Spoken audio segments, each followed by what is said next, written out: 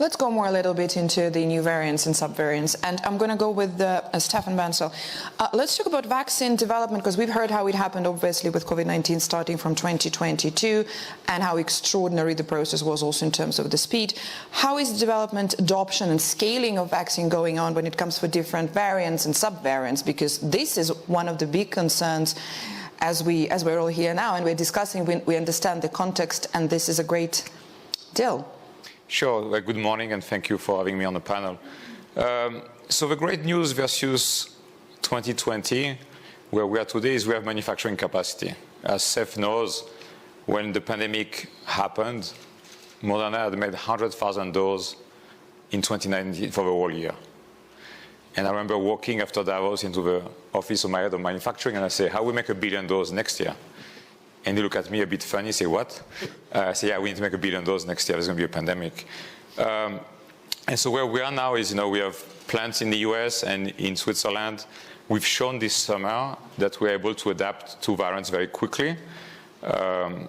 If you think about it, in the US, Peter Marks told us on June 28, we want for the US a BA.5 Omicron booster.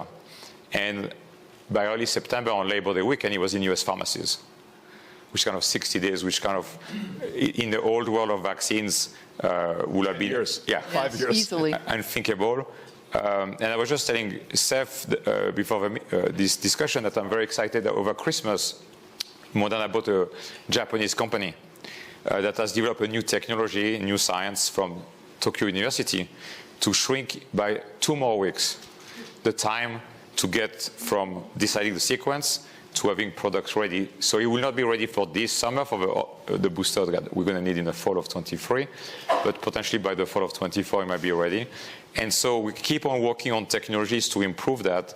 The other piece that we are working on also, because Seth and I had many discussions over the last 3 years, as you can imagine, is how do we build manufacturing capacity around the world. We had a lot of export restriction during the pandemic, which was really painful for a lot of obvious reasons, even from countries who say we will not limit exports. Trust me, they were. And so we're very excited now that we are building a factory in Canada. We already broke ground in the fall. We're building a factory in Australia. We are going to start a factory this quarter in the UK, and we're also going to start building a factory in Kenya.